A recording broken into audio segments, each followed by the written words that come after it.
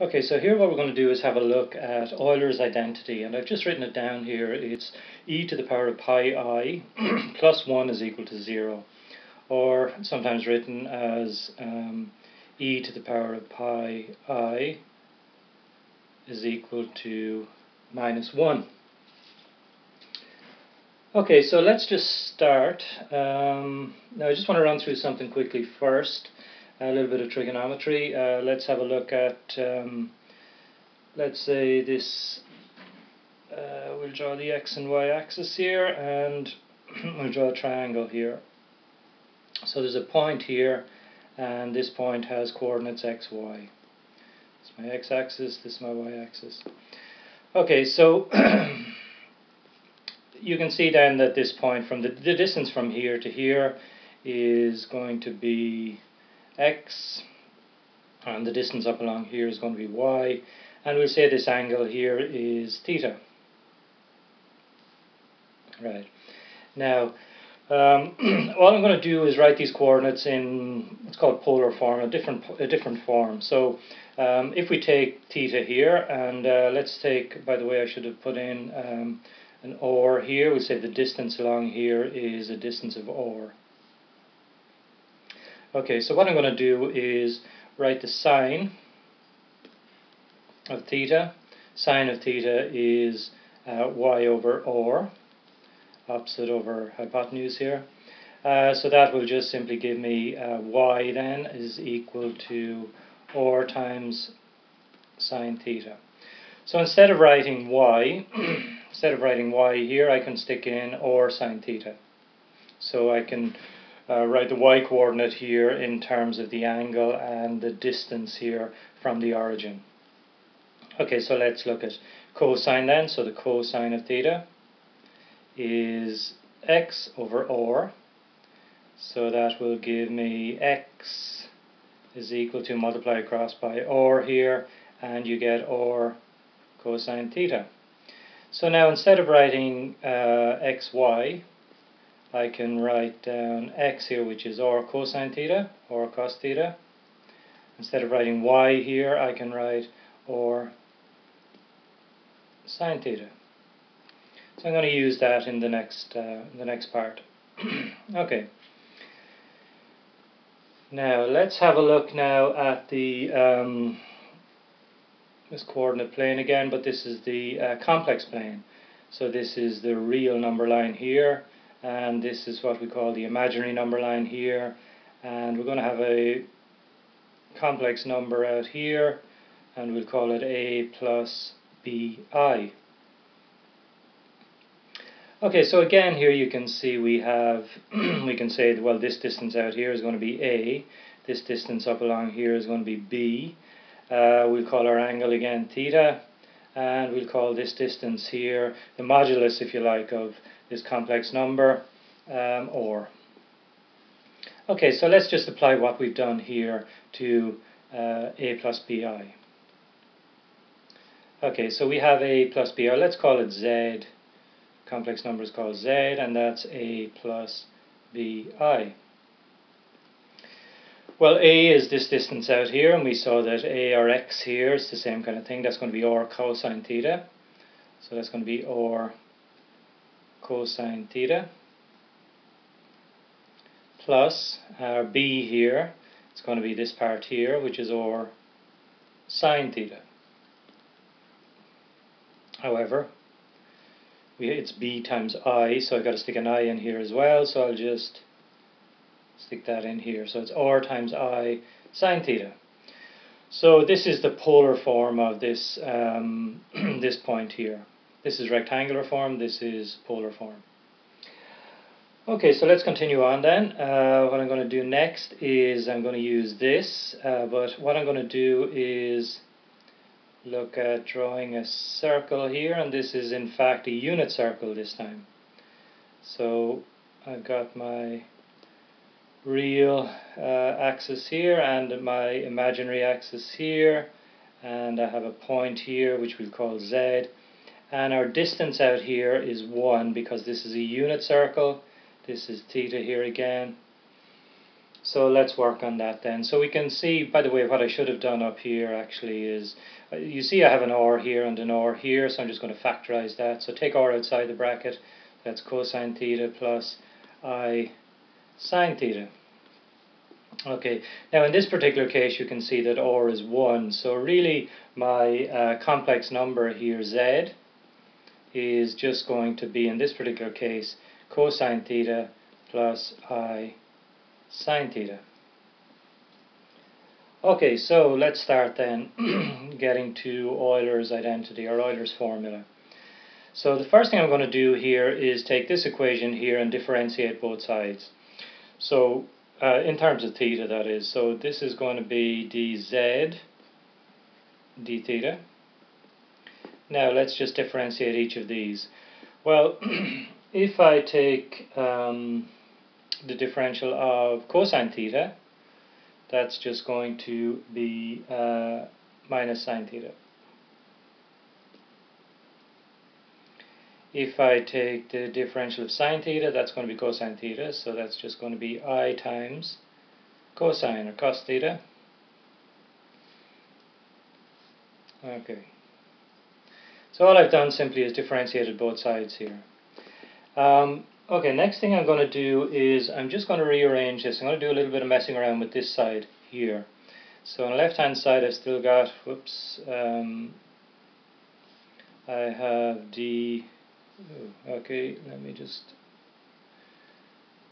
have a look at this again, there we go, dz over d theta on the left hand side. Now what I'm going to do is I'm going to factorize the right hand side. I'm going to take I outside the bracket. So how is that going to work for me? Well, what I'm actually going to get here inside is I sine theta here, and I'll explain that in 1 second. And here, if I take the I outside the bracket, I'll just be left with cosine theta. Now, why does this work here? Well, if you work backwards here, if you multiply I by I, remember our definition of I is I is the square root of minus 1, so that means I squared is going to be minus 1. This is our basic definition of I. So I times I will give me I squared, which is minus 1, so I'll just end up with minus sine theta, so I'll get minus the sine theta here. And then again I times cos theta here will give me I cosine theta here. So that's working fine there. Now I'm just going to change this around on the right hand side, dz d theta, that's going to be I times cosine theta plus I sine theta. Okay, so if you look at this part here in the bracket, we've got cos theta plus I sine theta, but cos theta plus I sine theta is just z, so I can just replace all of this with z. That's what I'm going to do next. So let's do that. So on the left hand side I've got dz d theta, on the right hand side I've got I times z. Okay, so next thing I'm going to do is I'm just going to mess around with this equation here. I'm going to take the d theta and multiply both sides by d theta, so that should give me dz on the left hand side and I times z d theta on the right hand side. Next thing I'm going to do is I'm going to bring this z over here, or divide both sides by z. So on the left hand side I get dz over z is equal to I times d theta. Okay, so we're getting there. Now, next thing I'm going to do is I'm going to integrate both sides. I'm going to take the integral of the left hand side, the integral of the right hand side. So let me just write that out first of all. So I'm going to take the integral of, really this here is 1 over z dz. On the right hand side, take the integral of I d theta. Okay, so let me just come up here so we'll have it all in the one page here if you like. Okay, so the integral of 1 over z the integral of 1 over z is the natural log of z. So I have on the left hand side natural log of z. On the right hand side, if you integrate I with respect to theta, you will get I times theta. Okay, next line then, I am going to raise each to the power of, I'm going to raise e to the power of each of these. So it's the same thing on both sides, so I'm going to take e to the power of log z. On the left, I'm going to take e to the power of I theta on the right as well. Okay, so next line. Well, e to the power of natural log of anything is just going to be the anything. So this on the left hand side here is just going to be z. On the right hand side, I've still got e to the power of I theta. Okay, now remember that z, what was z? How did we start off here? We said that z initially was cos theta plus I sine theta. Cos theta plus I sine theta. So let's just stick that in there on the left hand side. So on the left hand side we have cosine theta plus I sine theta, and that's equal to e to the power of I times theta. Okay, next line we're going to let theta be equal to pi. So on the left hand side we've got cosine pi plus I times sine pi is equal to e to the power of I times pi. And this here is Euler's formula. This is called his great formula. So we're just going to calculate this on the left hand side, and that should just finish off this exercise. So let's do that. Well, if we take the cosine of pi, pi is 180 degrees. The cosine of 180 degrees is minus 1.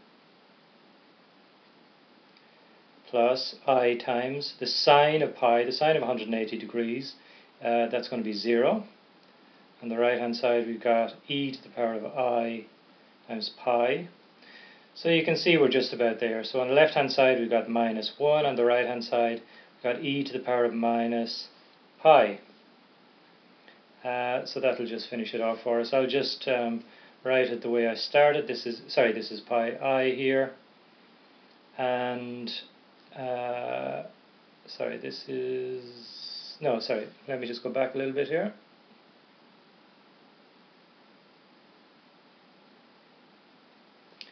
This is e to the power of I times pi. This is e to the power of pi I. I'll just change it around like that a little bit. Okay, now there we go. So let's put that on the left hand side. E to the power of pi I plus 1 equals 0.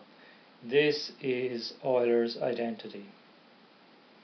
Some people have called it the most beautiful formula in mathematics. This is really because you have a lot of the basics of mathematics in there. You have a 0, you've got an equal sign, you've got a 1, you've got addition, you've got multiplication, you've got exponentiation there, you've got e, you've got pi, two very famous irrational numbers, and you've got I then as well, so we're bringing in the square root of minus 1 as well. So this is Euler's identity.